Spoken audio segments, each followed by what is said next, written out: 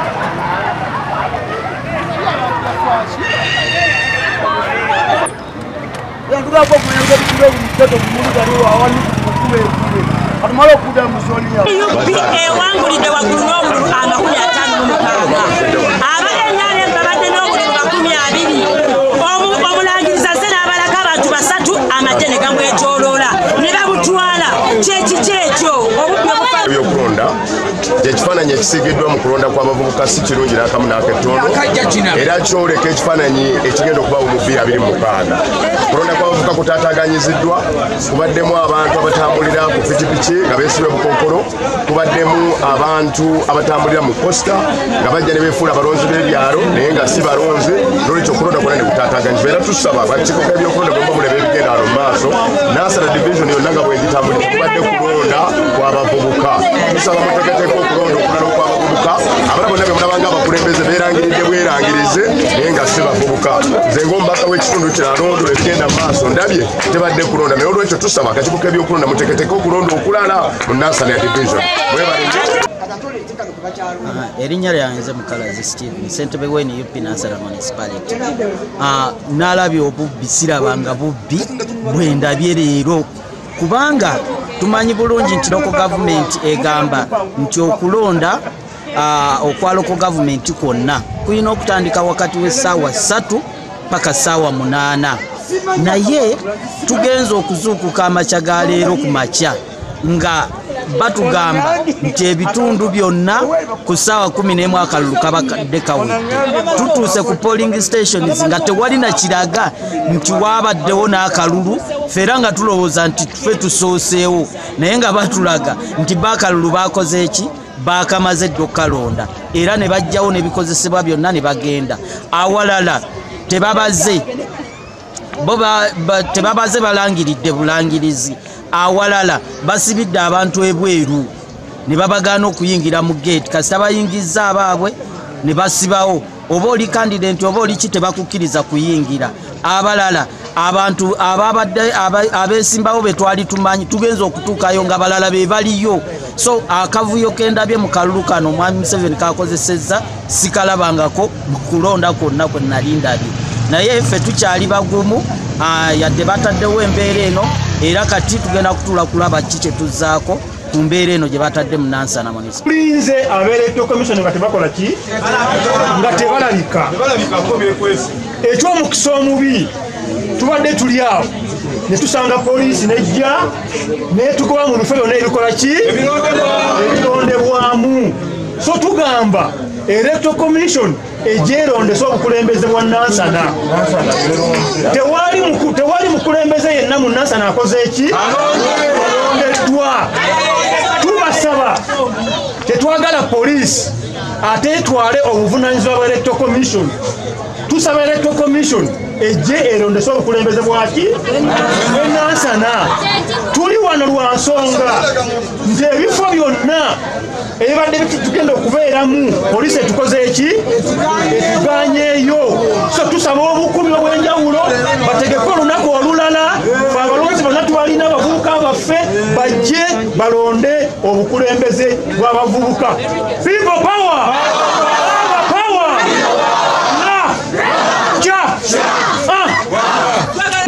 Si buli muntu gy'avudde ajje nti agenda kukola ki agenda kulonda. Twagala register ku buli ki buli kyalo baverifyinge buli ateekeddwa okukola ki okulonda. Si buli omu gy'avudde ajje akole ki gyalonde.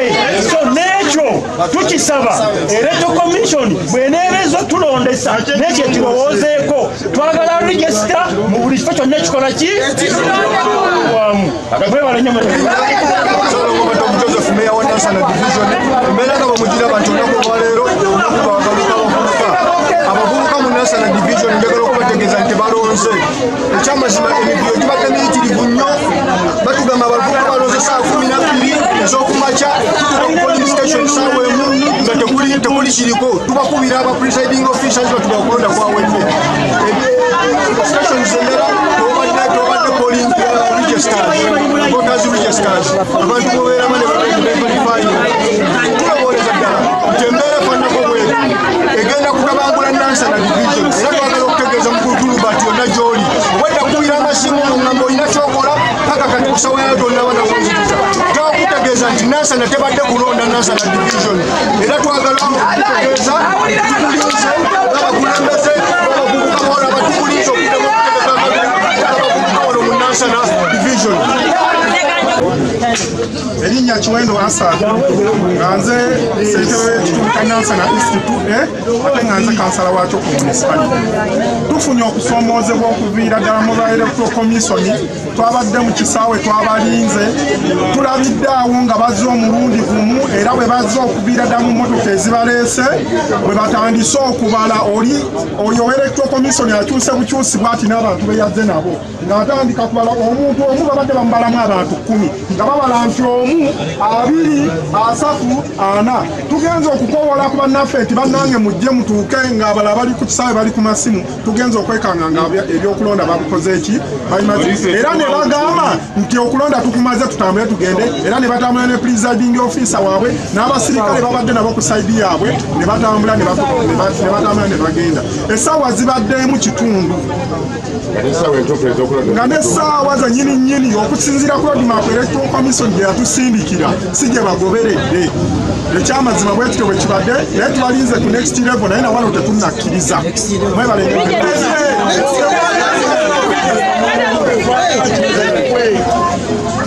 bakulembeddwa kansala Ziraba ne Isima aba movement ne kansala Ziraba ne bajja ne bayingira tugenda okulondera kati abantu abo batuuse mu kisaawe ne basimba layini abanuku ne banga layini yabwe eki mpanvu kansala Ziraba n'oyo munne bwe babadde bonna ne bajja ne bagamba abaffe mujje mukole ki ne babajjamu ne babatwala ne bayita n'abapoliisi ne bajjawo awo abantu bava mu kisaawe ne bakola ki ne bagenda basibidde wano ku URA ne tugamba abaana balenzi banaffe temuvaako ki kubanga bamuvume tubamanyi obubbi bwabwe bamanyi okwemululamu ne badda wali ebbali babalina mala okukola ki oluvannyuma ne bakola ki obwewali okulonda mu kyalo kyaffe tekubaddeewo era tetulonze naye ngaekikolwa ekyo gavumenti ensiga egyo emusiga mu bantu era nga bayitirivu nnyo ne batugobawo tugenda olulonda out of nowhere alulondesa taliiwo fetwakeddewo ne polisi yetugobyewo tetumanyi polisi ebalaka ki era gyetulonze ewaffe bitulabyeko yadde bikyesa bagikwese simanyi kyebagala gikozesa bagala gikyusakyusa era akalulu kano tubali tusaba kaddibwemu bulungi Nansana Institute nzabadde ekyapasona abavubuka okulonda kubadde ku taking a place today on the 19th naye sina kyendabye kyonna nze sina kyendabye tubadde tunolondera sina kyendabye just ndabye opponent wange gwe sitamanyi nalinnya owa NRM nti Gloria ezewowe so sitegedde oba kutya oba ki ati n'ekirala tulina abatwala emiruka gyaffe so isi erina tugamba this is a big question isi yo nga yo kyekiriwo mwasalawo mugende n'ekiriwo oba mwapointi n'abapointinzi bantu bammwe so mbadde nsaba isi ekiyingiremu batuwe eddembe because in the article of Uganda tulina obagambira buli omu akkirizibwa okulonda so mbadde nsaba buli omu fenafena tukubidde omulanga basente babadde beesimbyewo ababavubuka tukomeo ku ground akalulu tulonde nze nnondera eri ku Ocheng 781 Ocheng tukedde saawa emu tubadde tutuuka ku polling station tugenza okutuuka batugamba by 6:30 it was done nenebuuza ani alonze basezi bo basula batambula. This question should be taken to the EC. What's your mandate within these elections? Do you support the incumbents or you support the people who come in? It's a mandate of the EC to do a free and fair election. But if you intend to do something which is null and void, because we count it as null and void. No one has been voted in our constituents, because I've been there. My committees, we went there. No one was. They came. Mbagama munu. Fetumazo kulonda. Sa 12 chitunda ani alonda. 12 chitundu nebo bakwe. Isi road map ya gambo kulonda kutandika saa 2 chitundu. Fetutuseyo sawe mu batugamba 12 chitundu amazi. Then the blame is to be put on isi aba police baze batugobawo mbuno okulonda kuwedde. But should a police officer just someone from a polling station, or should keep law and order? Amanya Godfrey Kalibala era mbadde nesimbye 78 Ochenga 1 naye tetufunye bwenkanya yadde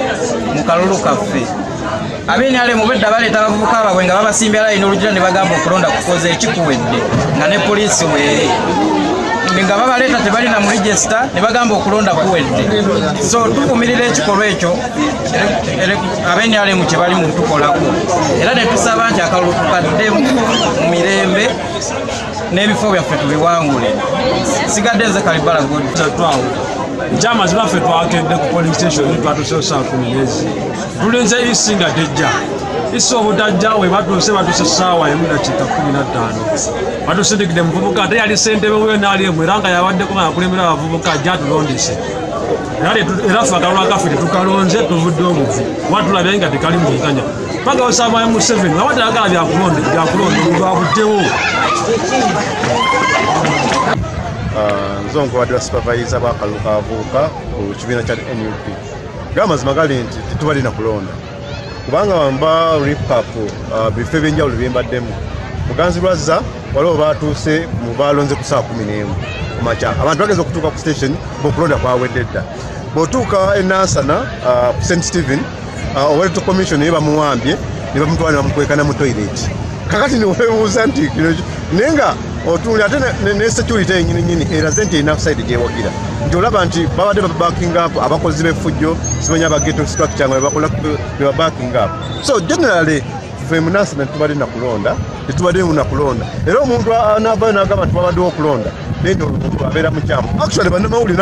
nange kamazzemu kamabuza ekibuuzo okulonda mukulabe mutya okwo kulonda kwemusuubira nolwekyo nooza asuula omukulu akulira ebyokulonda Mwami Gilbert nooza atandika okuyingira mu nsonga zino. Twagenda ddala nti basomese n'abantu bano nti okulondesa kulina kuba kutya kubanga otunuulidde abantu nga abalondesa nga bakankana bukankanye kugamba nze siraba nga kulonda kuno era kisimanje okulonda gye tudde mu maaso eyo era bano abakayita mu kalulu nga bannalukoola abo tubatongoze nga baheroes b'eggwanga lino kubanga ekyekibadde nansana walabye nti abamu abaana ba NUP baganidde mu layini polisi nyini bakuba mutya gas kino kiki kama zinibuuza wagitulaga kuno si kulonda kubadde kulonda era sente z'omuwomusolo zino ezononeka zibadde zisuubira nti tuzikwate sente z'omuwomusolo tuzizimbemu amalwaliro Museveni agambe bugambi nti okulonda akugyewo bo bakolenga bwe baagala kubanga embeera gye tulabye olwaleero mutuufu eri wasi sinza kubanga kati sinaba kufuna information wano mu office nti twagenze kulonda ne batugaana kulonda.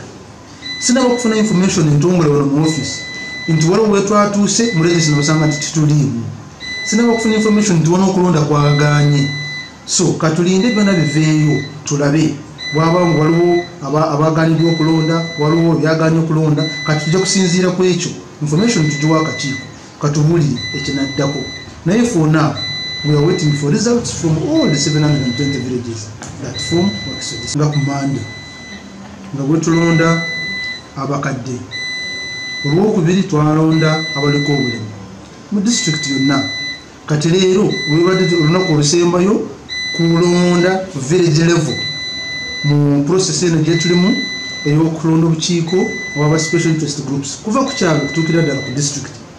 Kati olwaleero tubadde n'okulonda kw'abavubuka mu district yonna kwatandise bulungi kwatambudde bulungi bw'otwalira wamu district Wakiso yonna nga bweri mu byalo 702. Nfunyemu information ne ebyalo ebimu mwabaddemu okwemulugunya kutonotono nga kwekuusa ku register naye twabitereezezza mu byalo ebyo okulonda kugenda mu maaso.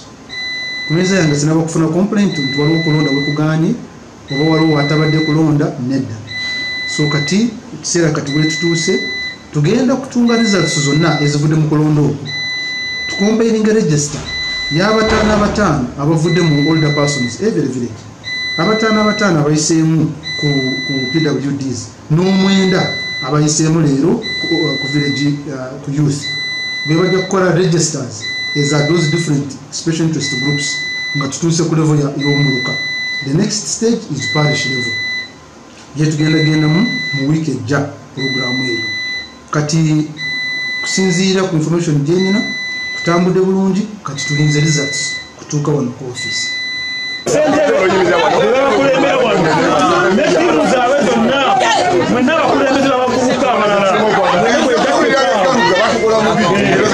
Zamu